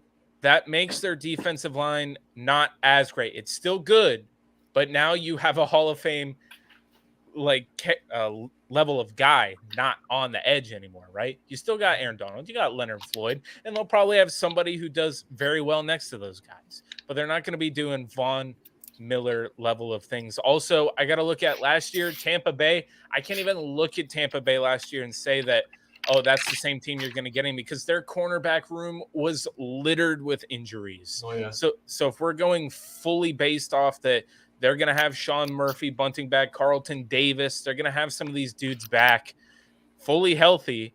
I think they can take on Cooper Kupp and Allen Robinson and Van Jefferson. I think that they can be able to actually lock that up. I think that defensive line and I know everybody says that, they've taken a step back and they're a little bit older, the defensive line for the Bucks, but they're still no slouch. They're still really good. Oh, yeah. So, and I think the offensive line too, Andrew Whitworth retires for the Rams, and I believe somebody else retired for the Bucks too. I forget who it was, but or Ali Marpet or somebody like that. I think they retired, or I think Marpet went to the one from the Marpet Bucks went to the Bengals. Yeah, one of them left and another one retired, but I think they're still going to be fine. Look, I've seen Tom Brady behind some terrible offensive lines, and he's still able to get it done. And so I think even a average offensive line, Tom Brady will get it done with the weapons that he has, fully healthy. I think that they get it done against the Rams. I think they do. Okay, I wasn't expecting this, or at least not a clean sweep. But all right, guys. All right, let's paint the picture for the people. Okay. All right. I don't like this picture, man. We're in Scottsdale, Arizona. We are at Like a Good Neighbor State Farm Stadium is there. Okay. My man Jay Spence is like, I don't know, on a billboard or something. Yeah. He lives there, so I don't. I'm just trying to throw him in there. He's up in the rafters. Yeah, he's up in the rafters like Sting. Tom Brady versus Josh Allen and the Buffalo Bills. This is the game of all games, ladies and gentlemen. This could very well be the last time Tom Brady touches a football professionally. Okay. Yeah. So, Bills versus Bucks. Jake Jordan. Who wins this game? You lucky I don't know your middle name. It's Michael. You don't know my middle name? No. Then we're gonna keep it that way. Fantasia. No, it's not. That's not my middle name. So, oh man, is it Michael? It's not Michael, is it? It's not Michael. I'm gonna figure it out. Oh my god, dude, this is so hard because here's the thing. I love and have the confidence in the Bills roster, but then you're telling me the guy on the other side of the field is Tom Brady and has 7 Super Bowls. I have confidence that the Bills can beat that team. I saw them almost do it last year. They did, but that team, they just got cheated. Yeah, they got cheated on that call. But that team was also a hobbled version of Something weak, respectfully. Yeah, well, yeah, I don't think we didn't have Trey White either. Or the offensive line. The offensive line was still shaky at that point. This is probably one of the more even games, but I believe that the universe works in mysterious ways, and I feel like finally the closure that all Buffalo Bills fans will get is that they will beat Tom Brady when it matters the most to win the first ever Super Bowl in franchise history. I feel like that story kind of just writes itself. I feel like the Bills kind of feel like the chosen team this year because of recent events too. Like it kind of feels like the best feel-good story the city can have. And I feel like this team is playing for the city this year.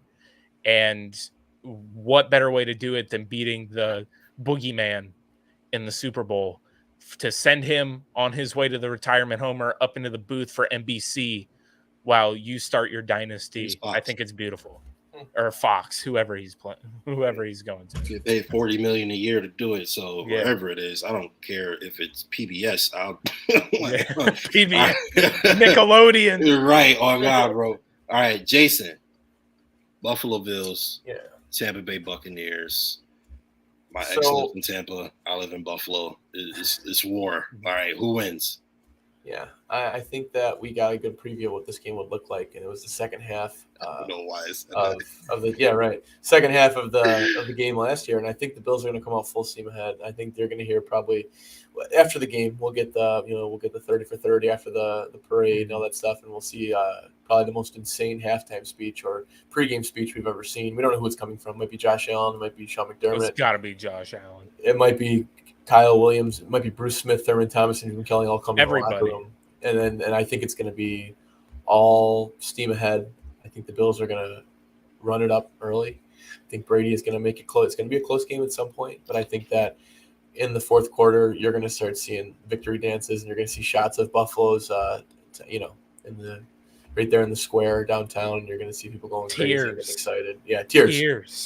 Yeah, I think it's going to be a Bills win. Like I said, I think they're on a mission this year, but I also think if we look at it just strategically, the Bills should have won that game last year against them, if not for a strange series of possessions for both teams. And I just think we got more juice. I think we've got it. I think we got Diggs. We've got a good. I think as good as their wide receiver duo with the caliber that we have of players, and Gabe Davis emerging, and Jameson Crowder in the slot. We've got a guy for everything that you think that we can't game plan, but we've got a guy for everything. We've got a guy for short yard. We've got a guy in the slot. We've got a guy in deep balls. We've got a guy out of the backfield that can catch. We've got a guy out of the backfield that can make 3 guys miss in a phone booth. We've got a quarterback that can jump over you, run around you, or run through you. And we've got a defense that's hungry. We've got, in my opinion, the best safety in the league. And Jordan Poyer, and the best safety duo in the league, and Jordan Poyer and Micah Hyde. And we'll have a fully healthy, revenge-stricken Trey White, Gregory Rousseau stepping up, and Von Miller performing Super Bowl just like he did last year. I think we got it. All right, ladies and gentlemen. Y'all gonna make me cry on camera just thinking about that happening. Listen, all right. It started in the 80s, okay, the late 80s, 4 straight Super Bowl losses, all right? Then later in the 90s, Music City Miracle, right? Then after that, just 17 years of straight ineptitude. Comes back to, the lateral, which really wasn't that big of a deal, but the refs calling the bad play, the refs taking a touchdown off the board and doing everything in their power to make sure we lose to a man who would accumulate 22. Anyway. And then, of course, 13 seconds, right? And then if all that wasn't enough, we had a terrorist attack in our backyard. This is going to be the moment where all of that is it's gone. The Buffalo Bills will win a Super Bowl and bring this city more joy, more camaraderie, more unity than we have ever seen before. Josh Allen will get a statue. Sean McDermott deserves a statue because he did change the culture. Yeah. Brandon Beane deserves a statue. I'm going to leave the Pagulas out of it for right now. Only so many statues here, Justice. We can't have a whole plaza. No, I don't. Hell no. Hey, give Diggs a statue. Give Poyer a statue. I want the whole team to have a giant, giant statue. A big old 53-man statue. I don't care. Okay. Tyrod statue. If the Bills, I love Tyrod, but you don't get a statue. Let's book the drought. Let's not get into that. You got to win a Super Bowl, but I don't care how much it costs. We will surround the stadium. We will put a whole bunch of statues next to Ralph Wilson. Okay. Yep. But the Buffalo Bills are your Super Bowl champions in 2023, ladies and gentlemen. They will be walking out of Glendale, Arizona. They will be immediately flying to Orlando, Florida to go to Disney World or Land or whatever. And then they will be coming back to Buffalo for the parade. I don't think so, man. I think they're gonna. I would think, and this might sound weird, but I think that they're gonna say, I think they're gonna come right back to Buffalo with the trophy. Like, I think they'll break tradition to be like, I just want to get back to the city and bring it back to them. I was just creating an image, bro. I don't know what they're going to do. I can just see that happening, though. Like, they want to get right back to Buffalo with the trophy and just party the people. I don't know. Bro, the tears and beer will flow through the streets. Actually, who's going to be sober enough to know what the hell the Bills are doing?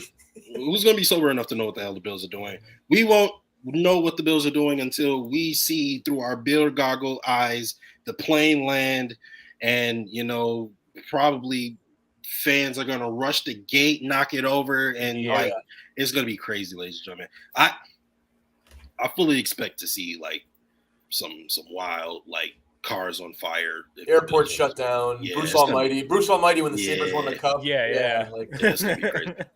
All right, ladies and gentlemen, we have just taken you guys through every single division, every division winner, and we have taken you guys through how the brackets will look in the playoffs and who's going to win those playoff games.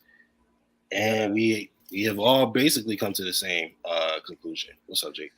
I said you just got to keep that written down so at the end of the year we can do a year in review and see how much we got right. Signing date. Yeah. I will tell you right now, I actually think that is going to be very accurate. Our rankings and everything. I think that that's going to be very accurate just because it feels like the NFL might be a little bit easier to predict this year because there's so many top-loaded teams. I think the AFC West is the one that you really is the real question mark one. Yeah. The North. Yeah. But the NFC is kind of like, what teams are probably going to be in the playoffs. But yeah, man, it's going to be great. And of course, we all want to sit here. We're predicting a Buffalo Bills Super Bowl. That's different from last year. At least I remember it was a first round bye that me, Justice, Izzy, and I believe T was on. We talked about what was going to be the Super Bowl, and we said Bills Rams, and I picked the Bills to lose to the Rams in the Super Bowl. This year, I got the Super Bowl winner right last year, even if the team they were playing wasn't right. So it's a good thing because I would much rather the Bills have lost in that divisional round than to have lost in the Super Bowl. Dude, I've said it for years. If the Bills made the Super Bowl, they better win it because if not, I can't take another no. I Because don't they're think gonna I bring can take "Boy, that. I love losing Super Bowls" back, and I'm gonna punch somebody in the mouth, and then I'm gonna go Yeah. to jail, and then my Yeah. life is no. Anyway, And then we so can't do shows. exactly. So Buffalo Bills, if you want to keep me out of prison, all right, if you okay, don't lose the Super Bowl because I will start punching people. I'm dead at like You better lose to the if Ravens somebody in the championship game. You're gonna lose. or you better just wash everybody. Hey, listen, but hey, anyway, yes. All right, so ladies and gentlemen, we have given you the entire season, basically division winners and Super Bowl champions, playoff winners, all that. So we will be back. Well, we'll be back next Friday, and we will let you guys know the results of this here guesstimate in February at some point. So make sure you guys tune in because that's when you'll know the answers to this. All right? Yeah. But yes, so this has been a really, really dope show. You guys have really stayed in here and rocked with us the entire time. So thank you guys for that. Do you got any final thoughts, gentlemen? Start with Jason. No, go Bills. And I think like Jake said, I think this could be very accurate. 3 people that are unbiasedly to an extent picking football winners and playoffs and Super Bowl winner. And yeah, it just feels like the Bills' year this year. I think they're on, like I said it a million times, I think they're on a mission. I think Josh Allen, most importantly, is on a mission. And this team has built a culture at, the rooks that we, were watching just a couple of years ago that were just rookies are now the veteran leaders, and they seem amazing in the locker room from what I can hear and from what I see. And go Bills. That's all I got, really. Let's get the season started. Short and sweet. I like it. Jake Jordan. I just want to say I know this is probably going to be we were going to run it for a week. Our addressing the tragedy videos at the beginning of each and every single one. But I just want everybody to not forget because I got a pretty slanderous message today that I shared with you, Justice, of people gatekeeping for some reason this tragedy. The Buffalo Bills just made, and I guess the Sabres and the Bandits all made available the Choose Love shirts. I know I bought 2 of them. Definitely try to help in whatever way you can. Again, this is something that I don't think that you can just forget. This is one of those things that, of course, it's going to fall out of the news cycle, but just remember, while other people might move on, there's still people that are still devastatingly affected by it. So while you might not see messages on stuff anymore or all this thing, just remember that, just help however way you can, man. It's still super important. Yes, absolutely. I agree. Not only that, but guys, listen. First of all, Jake, you're from Buffalo, right? My dad is. Right. So you have ties to Buffalo, like your Yes. family and everything. Like not only that, but like it's a human issue, bro. Like Yeah. how do you can't what are you talking about? Like nobody's emotions, nobody's support, nobody's love and is inadequate or unwelcomed. Like, so please just it's unnecessary negativity. Yeah. We are coming together as a community, and we are again all different backgrounds, and we're coming together as a community to acknowledge, a tragedy, and to show love and to support to the people that it happened to. So please, guys, just try to keep it like keep it positive, man. Like there's no need for more to divide, you know what I'm saying? Like especially in times like this, there's absolutely no need for that. There's no place for it, especially not here at Buffalo FAMbase, because we accept everybody from all backgrounds, right? And we accept love and support, and we help each other out over here. So if you are someone who thinks that certain people should or shouldn't be able to talk about this topic specifically, then I would respectfully ask you guys to not watch our channel, because we don't make content for you guys. We don't rock with you. Yeah, we make content for the people who want to be a part of this family, who want to be a part of this amazing city, and who show love and support. So yes, love will always win. Thank you so much. I couldn't have said it better than myself, Richard. Please, absolutely, guys, go cop one of those Choose Loves shirts. All the proceeds go to the victims' families of the tragic incident. Okay. Yeah. Anyway, yes, and so I'm pretty sure I played that clip at the beginning of the show, right? Yeah. Yeah. Okay. Yeah. So yes, but thank you guys for tuning in. Like I said, y'all rocked with us the whole show. Y'all was killing the comments. Y'all was killing it today. Y'all was killing it tonight, guys. So shout out to you guys. You guys know we appreciate every single like, comment, subscription, retweet, repost, share, all of it. We appreciate you guys for everything you do.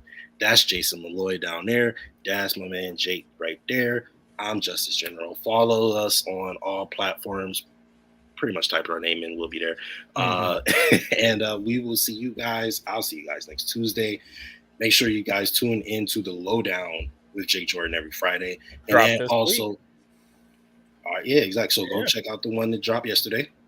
Check that out. And then also tune in to my man Jason Malloy, Bank It with Jason Malloy every single Saturday at 9 p.m. And yeah, we will see you guys later. Go Bills. Go Bills.